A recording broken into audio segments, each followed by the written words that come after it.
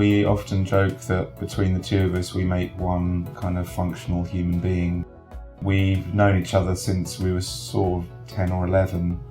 It's basically your environment that influences your output to a large degree, and we've had very similar, we got to know each other as friends because we had a similar taste in electro music when we were in our teens, and I guess our tastes have remained relatively similar.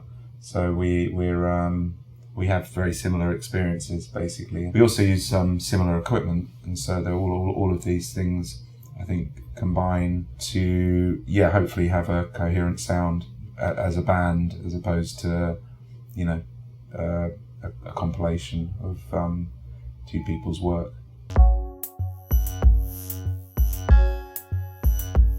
I guess the artists that we initially kind of got us writing were people like Derek May and Juan Atkins, American kind of electronic musicians, Carl Craig, all of those sort of the kind of Detroit sound, and we were very into electro music, and there was some kind of fairly natural progression into Detroit techno from that. In fact, like Juan Atkins was making a lot of electro, and so I guess that was the initial thing. I guess we still love that music, although there's not too much new original stuff coming out these days.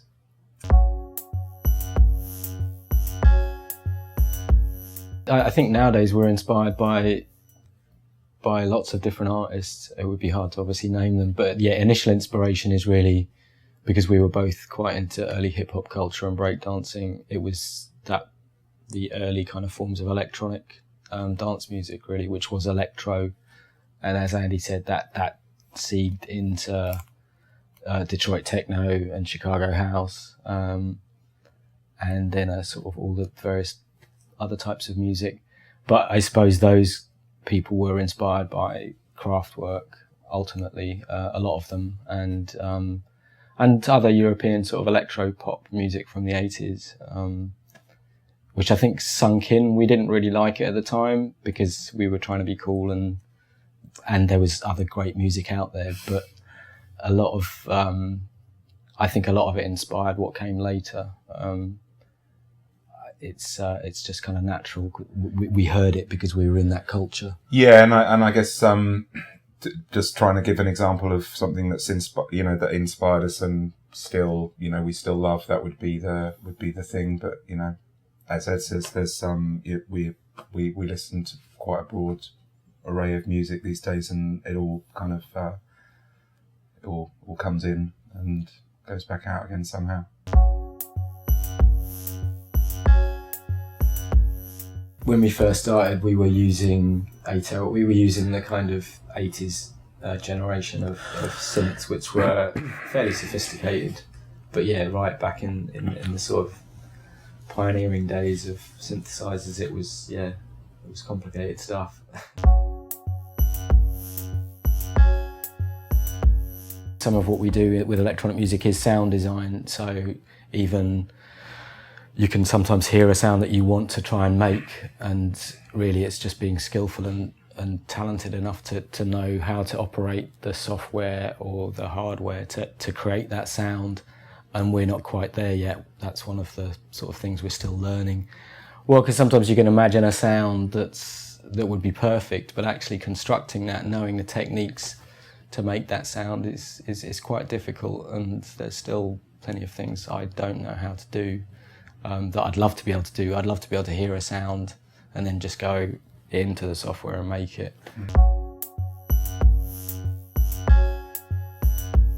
Yeah, I think trying to avoid as many distractions as possible, it really helps when you're writing, if you can kind of just focus on that one thing. In terms of the rock and roll thing, do you mean in terms of presentation and I guess that's theatre really, isn't it? That's kind of, it's part of the performance in a way.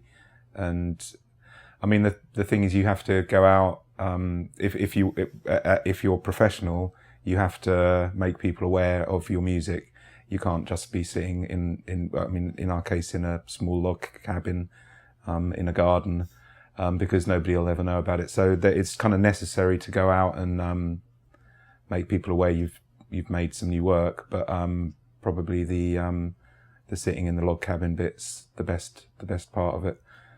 I always liked the idea of those old songwriters that would write songs for other people to sing, and if there was an equivalent with electronic music where we could pay some young people to go out and play and represent us, because that would probably be unacceptable. But maybe in the future, when we're really frail, we can just keep it going as a franchise. I think we both prefer the writing part of it. The performing part is slightly unnatural to us, but sometimes it's exhilarating and really, really exciting. But I think just both of our characters are probably more not that look at me sort of check me out thing. So yeah, but I'm a little bit like that. You can be if you have a drink.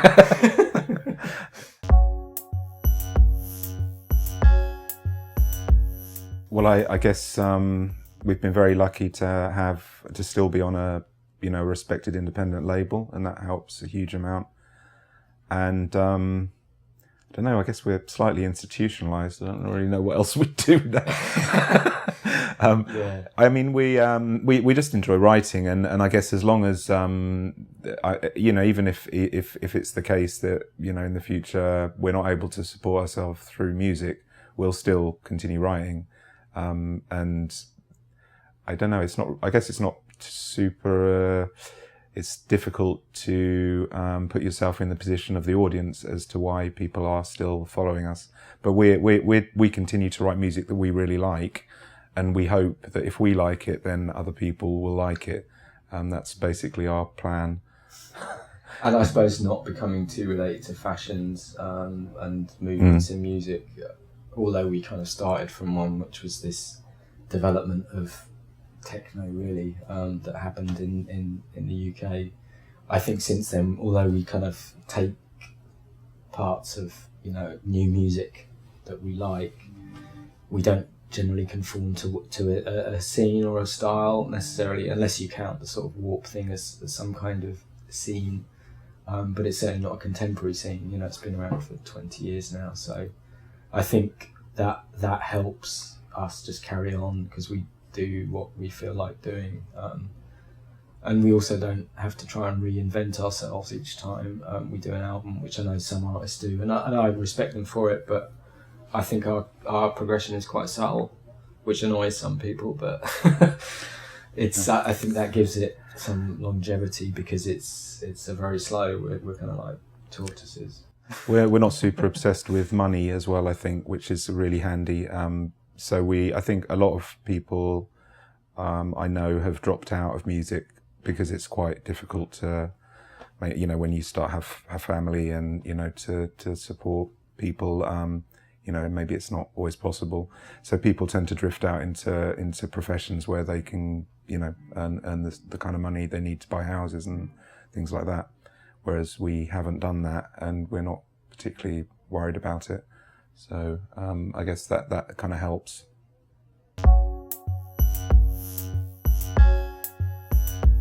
We start tracks individually generally. There are a few exceptions where we'll both steam in and write something together, but because you're using a computer with a keyboard or some other kind of interface, it's a bit of a solo operation. It's not really built for a kind of group input.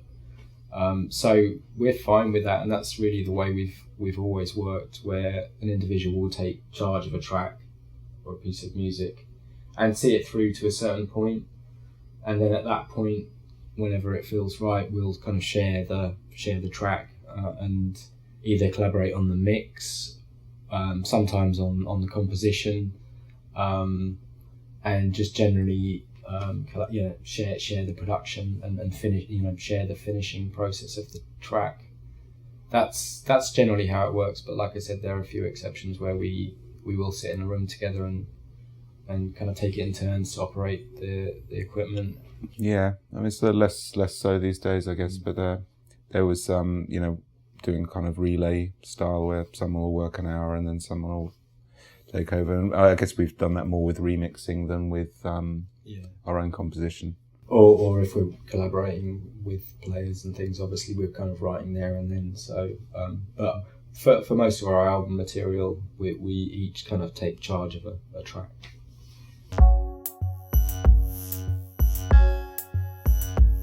It's hard, sort of hard to blow your own trumpet, really. But Go on. I certainly enjoy, creating harmonic layers. So I enjoy creating kind of interweaving melodies and things like that. That's very pleasurable because you can just go into a good space and your imagination can run wild and you can waste hours doing that. So I really enjoy that. Whether I'm good at it, I'm not convinced yet, but maybe. Yeah, you're pretty good. Sometimes I make something really happy with. That's certainly the thing I enjoy the most. Not so much not even really the sound design element of things. It is just that composition and creating some sort of harmonic progression that works, but that's still slightly unusual in some respect. Well, as Ed's taken melodies, I guess I'll go for. You can take them too. I like I sort of the rhythmic component. I suppose I would. I enjoy messing around with kind of rhythms and layering different rhythms, so you get some kind of interplay. And I'll take rhythm. I think the advantage to working with somebody else, even though often the writing process can be quite solitary, is the fact that but you can tend to be a little overindulgent if it's just you, and having somebody else around who's sort of got a slightly more remote perspective on what's going on, because sometimes when you're really in it, you can spend a night sort of shaping a hi-hat or something, and it really ultimately isn't making a big difference to the overall picture. And so having somebody else around that you can play ideas to and get some feedback and maybe identify things that are just not necessary or not working, it's quite healthy. To be honest, we don't tend to listen back to our old stuff that much, but I would say that Not for Threes was quite a significant album for us because it was the first record we produced together after splitting from the Black Dog, which was another band we were in the late 80s, early 90s. And so we really weren't kind of sure. We'd built up some kind of following under the name The Black Dog, and we walked away from that.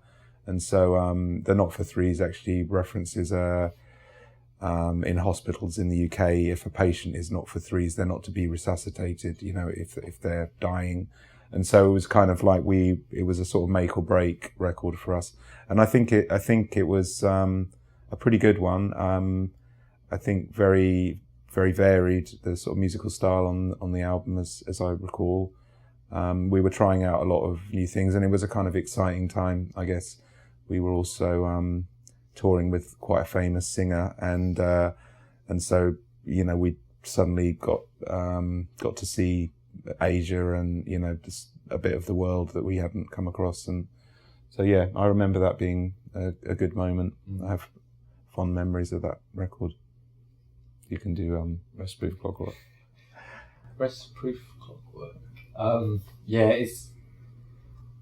I think with that one we definitely tried to go back a little bit because we grew up with sort of hip hop and breakdancing and hip hop culture generally. There were quite a lot of influences on Rest Proof Clockwork from that era in our life. We were kind of looking back, and so there's quite a lot of kind of funky hip hoppy things going on in that. And in terms of the actual of how it came about, it's all a bit of a blur really now, because it was quite a long time ago. We were working with Adam then, weren't we? Yeah. With a scratch DJ, and so that sort of, and then in fact he was an old school friend of both of ours as well. So, yeah, he was performing on a few of the tracks there. So, yeah, did have a funkier edge maybe.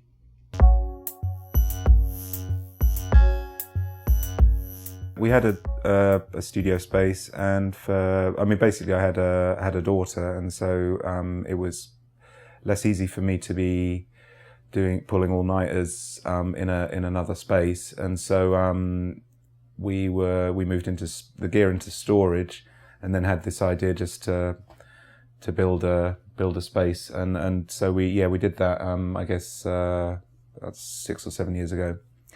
But in terms of the actual equipment that we use, we've pretty much completely moved away from analog gear now, and we do almost everything in the box with software, which with a bit of work you can get a pretty decent sound now. I mean, I don't think I'd be able to tell the difference between some soft synths and an analog these days.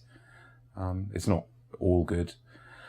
And you do have to work to get a full sound, but we're pretty happy with what we're. Yeah, I think we try and keep that sort of constant. So we're always, I mean, software obviously is a lot cheaper than buying hardware and synthesizers and things. So we try and keep abreast of the latest software and things. And in terms of the space that we work in, yeah, I mean, Andy constantly moves it around, just kind of keeps variety. Tweaking. So it's like this sort of puzzle whenever I come into the studio. Well, everything's moved. We had quite a big space, and as I say, it all went into storage, and so now our log cabin is smaller than this room. You know, like half the size of this room, and so there's been a certain amount of moving things around to. We've got like 5,000 records in there, and basically trying to make things accessible but still sparse enough so we can concentrate. I don't know. It's a good space, and we're lucky to have it. Really, I mean, we don't. I live out of London now, so I sort of come in sometimes and spend a few days at Andy's, but we write in isolation still quite a lot, and then come together for production and finishing of the tracks.